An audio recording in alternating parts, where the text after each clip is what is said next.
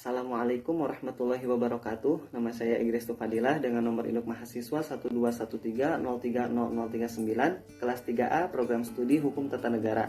Tujuan dibuatnya video ini adalah untuk memenuhi tugas ujian tengah semester mata kuliah Hukum Tata Negara dengan dosen pengampu yang terhormat Bapak Profesor Dr. Izam Prautama MAG beserta yang terhormat Bapak Lutfi Fahrul Rijal SSYMH yang telah memberikan saya kesempatan untuk menjelaskan materi dari pertemuan pertama sampai pertemuan ke-7. Nah, pada pertemuan pertama yaitu menjelaskan mengenai metode pembelajaran, kontrak belajar, dan lain-lain yang ada di RPS Hukum Tata Negara, dan beberapa hal yang sudah dijelaskan dalam pertemuan pertama di kelas yaitu terkait landasan dan tujuan pembelajaran Hukum Tata Negara, kemudian hak dan kewajiban dosen serta mahasiswa.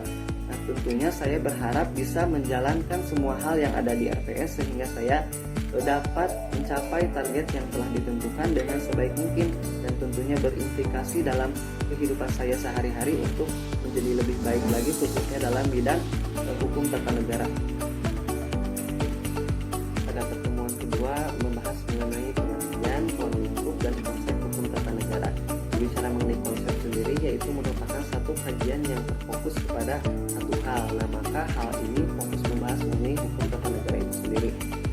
Sebelum masuk pada pembahasan hukum tata negara, kita harus mengetahui hakikat ilmu. Apakah ilmu itu sama dengan pengetahuan? Apakah pengetahuan itu sama dengan ilmu, atau pengetahuan dan ilmu itu tidak sama? Nah, pada tahun 600 sampai 200 sebelum Masehi di Yunani kental akan mitos atau mitologi, sehingga muncullah para pemikir atau filsuf yang memiliki tingkat pikir yang kritis seperti Socrates, Plato, dan Aristoteles.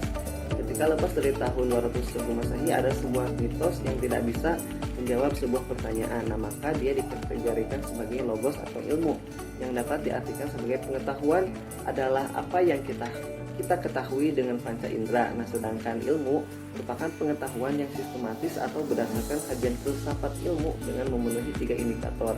Pertama, ontologis, yaitu sebuah pengetahuan dapat didefinisikan atau dapat dimaknai.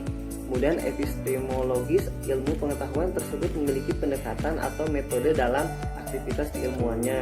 Kemudian ada aksiologis, yaitu bermanfaat dan atau ada kegunaannya. Kemudian dari pemaparan tersebut saya menganalisis bahwa hukum tata negara ini merupakan sebuah ilmu pengetahuan. Hal tersebut dapat dibuktikan.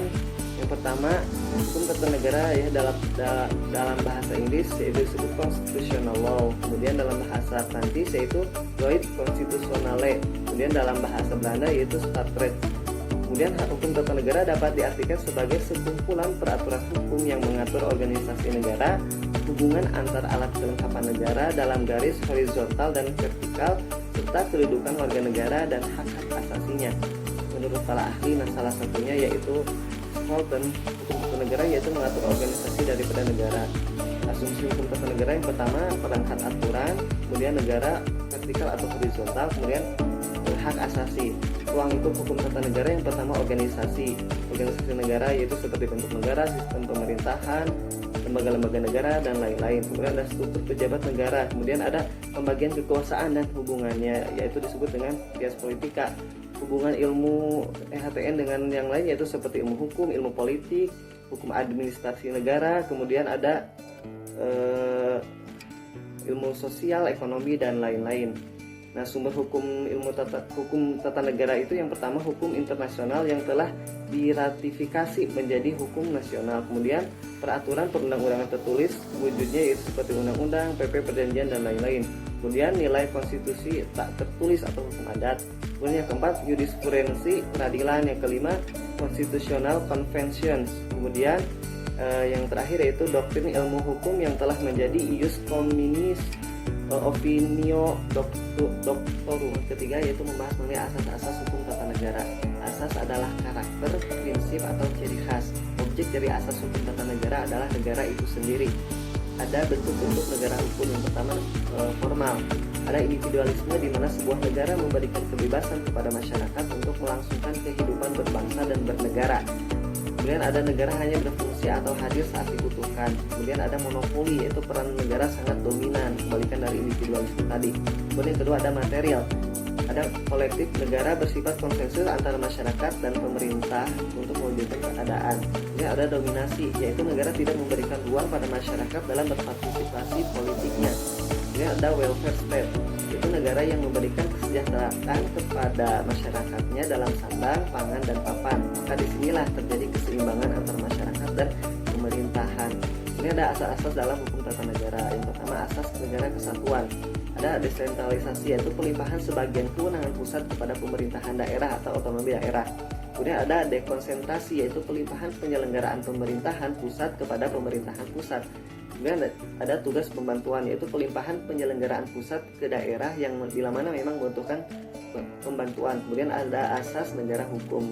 Ciri negara hukum menurut International Commission of Jurists di Bangkok pada 1965. Yang pertama, jaminan HAM, kemudian ada badan kehakiman bebas, kemudian pemilu yang bebas, kebebasan menyatakan pendapat, kebebasan berserikat, kemudian pendidikan kewarganegaraan. Kemudian ada asas demokrasi. Indikator menurut Afan Ghaffari itu yang pertama, penyelenggaraan kekuasaan berasal dari rakyat. Kemudian penyelenggaraan kekuasaan secara bertanggung jawab. Kemudian adanya partisipasi langsung atau tidak langsung. Kemudian ada rotasi kekuasaan. Kemudian pemilu. Selanjutnya yaitu kebebasan dijadikan hak-hak dasar manusia. Yang keempat, membahas mengenai tipe dan bentuk susunan negara. Secara umum, bentuk negara dibagi menjadi dua tipe, yaitu negara kesatuan atau unitary state dan negara serikat yaitu federal state.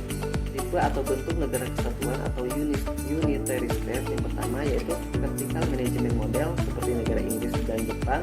Kemudian ada central representative model seperti Swedia, Spanyol, dan Denmark. Kemudian ada unification model seperti negara Belanda. Kemudian ada mixed model seperti negara Prancis, yaitu menggabungkan dari ketiga tipe tersebut. Kemudian ada karakter negara kesatuan. Yang pertama, satu konstitusi yang berlaku. Yang kedua, satu pemerintahan di tingkat pusat. Kemudian yang ketiga, satu kewarganegaraan. Yang keempat, satuan pemerintahan lokal yang merupakan subdivisi atau turunan dari pemerintahan pusat. Kemudian yang kelima, dominasi pusat atau sentralistik di pemerintahan pusat yang sangat kuat. Kemudian selanjutnya ada tipe dan bentuk negara serikat. Yang pertama, perasaan sebangsa di antara kesatuan-kesatuan politik yang hendak membentuk federasi. Yang kedua, keinginan untuk membentuk ikatan yang terbatas. Negara serikat ini terdiri dari banyak bangsa. Rata-rata negara serikat memiliki heterogen yang tinggi juga dikarenakan wilayahnya yang sangat luas. Kemudian ras yang ada di negara serikat bervariatif, tetapi karena adanya perasaan senasib atau sebangsa di antara warga negaranya yang mendorong mereka untuk membentuk suatu ikatan. Nah, maka terjadilah ikatan tersebut yang disebut dengan serikat. Karakter negara serikat yaitu yang pertama, satu wilayah terbagi atas negara-negara bagian, dan ada serikat negara dan ada negara-negara serikat. Kemudian yang kedua, kedaulatan ganda. Yang ketiga, hubungan antara pemerintah federal dengan pemerintah daerah bersifat koordinatif atau kooperatif. Yang kelima, membahas mengenai bentuk dan sistem pemerintahan. Yang pertama, autokrasi. Autokrasi merupakan bentuk pemerintahan yang dikelola oleh sebagian orang atau satu orang, tetapi memiliki kendali yang sangat besar dalam pemerintahan tersebut, misalnya seperti partai tunggal dan sebagainya. Kemudian ada oligarki, yaitu sekelompok orang yang memang menguasai negara tersebut yang memiliki struktur kekuasaan yang dikendalikan oleh sejumlah kecil orang yang dapat terkait dengan kekayaan, ikatan, keluarga, bangsawan, kepentingan perusahaan, agama, politik, atau kekuatan militer. Kemudian ada monarki, yaitu sistem kekuasaan yang dipegang oleh satu tangan lebih efektif untuk menciptakan suatu stabilitas di dalam proses pembuatan kebijakan. Kemudian ada republik, yaitu sistem pemerintahan yang dikendalikan oleh masyarakat secara banyak. Jadi sebuah negara di mana tampak pemerintahan akhirnya bercabang dari rakyat, bukan dari prinsip keturunan bangsawan dan sering dipimpin oleh seorang presiden. Menurut Aristoteles, ada beberapa dampak kemerosotan sebuah unit pemerintahan ketika terjadinya kegagalan. Yang pertama, ketika monarki itu bentuk sempurna, maka akan terjadi kemerosotan, yaitu pada tindakan kesewenang-wenangan yang dimiliki oleh raja bila menyalahgunakan kekuasaannya. Kemudian aristokrasi beralih menjadi oligarki atau plutokrasi. Kemudian pemerintahan politeia atau kota akan terjadi kemerosotan jika demokrasi. Ada siklus teori. Yang pertama, monarki yang dipegang oleh satu orang yang memiliki kepentingan. Kemudian yang kedua, tirani, dipegang oleh satu orang dan sewenang-wenang, terjadi penyimpangan. Kemudian aristokrasi, yaitu kekuasaan dipegang oleh beberapa orang dan memiliki kepentingan. Selanjutnya ada oligarki, kekuasaan dipegang beberapa orang memiliki kepentingan. Kemudian ada demokrasi, pemerintahan yang dijalankan oleh rakyat memiliki kepentingan rakyat. Kemudian ada oklokrasi, yaitu masing-masing mengatur serta memerintah dengan sama dan bebas. Kemudian ada sistem pemerintahan menurut Muhammad Mahfud MD. Nah, sistem pemerintahan adalah sistem hubungan dan tata kerja antara lembaga-lembaga negara yang terbagi menjadi dua. Yang pertama presidensial seperti Indonesia, yaitu kepala negara menjadi kepala pemerintahan atau eksekutif. Kemudian pemerintah tidak bertanggung jawab kepada parlemen seperti DPR. Parlemen dan pemerintahan sejajar. Menteri-menteri diangkat dan bertanggung jawab kepada presiden. Kemudian eksekutif dan legislatif keduanya sama-sama kuat. Kemudian ada parlementer, yaitu yang pertama kepala negara tidak berkedudukan sebagai kepala pemerintahan melainkan lebih bersifat simbol nasional. Kemudian yang kedua, pemerintahan dilakukan oleh sebuah kabinet yang dipimpin oleh seorang perdana menteri. Kemudian yang ketiga, kabinet bertanggung jawab kepada dan dapat dijatuhkan oleh parlemen melalui mosi. Kemudian yang keempat, kedudukan eksekutif lebih rendah daripada parlemen. Pertemuan ke-6 yaitu membahas mengenai negara autokrasi dan demokrasi modern. Yang pertama, autokrasi modern yaitu suatu bentuk kekuasaan tunggal. Karakter autokrasi modern yaitu yang pertama, sistem satu partai atau partai tunggal, yaitu membatasi kekuasaan pihak lain yang dianggap menjadi kompetitornya. Hanya menyederhanakan sistem multipartai dalam artian hanya partai yang berkuasa saja yang berhak ikut andil dalam penyelenggaraan bernegara. Autokrasi ini bisa dikatakan sebagai pertengahan antara sistem pemerintahan monarki dan oligarki. Yang kedua, menghimpun kekuasaan sebesar mungkin pada tangan negara. Yang ketiga, organisme yang dianggap sebagai suatu kesatuan yang mempunyai dasar-dasar hidup serta kehidupan dan mempunyai kepentingan hidup sendiri serta kepribadian sendiri. Nah, yang keempat, penentuan wakil rakyat masih dominan penguasa. Yang kelima, eksekutif dominan. Penganut sistem pemerintahan autokrasi diantaranya fasitisme Italia, kemudian Nazisme Jerman, kemudian komunisme Uni Soviet. Kemudian selanjutnya demokrasi modern, di mana lebih mementingkan kedaulatan rakyat yang diimplementasikan ke dalam bentuk peraturan perundang-undangan. Karakter demokrasi modern yaitu yang pertama sistem multipartai, yang kedua penyelenggaraan kekuasaan rakyat, kemudian yang ketiga kumpulan atau kesatuan daripada para individu dalam arti bahwa individu mempunyai peranan yang pokok yang harus menentukan dan mengusahakan kebahagiaan serta kesatuan negara. Nah, yang kelima, rakyat memiliki kendali pemerintah wakil penuh. Kemudian yang keenam, undang-undang dominan yaitu kedaulatan rakyat diimplementasikan dalam bentuk undang-undang. Salah satu penganut paham demokrasi modern adalah negara Indonesia. Ketujuh yaitu membahas mengenai teori pembagian kekuasaan dan lembaga-lembaga negara. Nah, menurut Maurice Duverger ada beberapa cara pelaksanaan pembatasan kekuasaan, diantaranya yang pertama secara langsung, itu pemilihan peran penguasa, kemudian pembagian kekuasaan, kemudian kontrol yurisdiksiansi. Yang kedua, menambah atau memperkuat kekuasaan pihak yang diperintah. Nah, yang ketiga, pengendalian kelaliman-kelaliman pihak penguasa dari masyarakat. Nah, hal ini dapat dilakukan dengan eksternal atau internal. Ini selanjutnya ada trias politika atau tiga kekuasaan dalam bernegara. Nah, trias politika ini sudah ada sejak abad ke-16, yaitu ketika masa Prancis yang menghendaki intervention atau revolusi yang memiliki beberapa fungsi. Yaitu yang pertama fungsi diplomasi, yang kedua yaitu fungsi pertahanan, kemudian selanjutnya fungsi keuangan, fungsi keadilan dan fungsi politik. Nah, kemudian hal tersebut dikembangkan oleh John Locke sekitar tahun 1632 sampai 1704 yang konsepnya terbagi menjadi yang pertama fungsi legislatif yaitu kekuasaan membuat peraturan dan undang-undang. Kemudian yang kedua fungsi eksekutif yaitu kekuasaan melaksanakan undang-undang termasuk mengadili. Kemudian yang ketiga fungsi federatif yaitu kekuasaan yang meliputi segala upaya menjaga keamanan negara dalam hubungannya dengan negara lain atau saat ini disebut dengan hubungan luar negeri.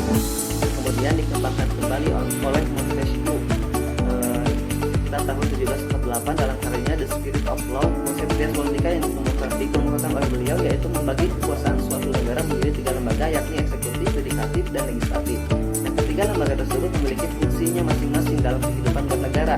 Tiga fungsi tersebut yaitu lembaga eksekutif yaitu kekuasaan membuat undang-undang adalah peristilahan baru sering disebut full presiden, satuan kerja pemerintah. Kemudian yang kedua, lembaga legislatif yaitu kekuasaan melaksanakan undang-undang atau full application function yang termasuk di dalamnya membahas mengenai rancangan prolegnas atau prolegda sebelum pada akhirnya undang-undang itu diundangkan, contohnya seperti DPR. Kemudian yang ketiga, lembaga yudikatif berfungsi sebagai pengadilan yang mengawasi dua lembaga yang lain. Nah, kekuasaan mengadili atas pelanggaran undang-undang, yaitu role adjudication function, contohnya seperti kehakiman. Sekian penjelasan dari saya, kurang lebihnya mohon maaf.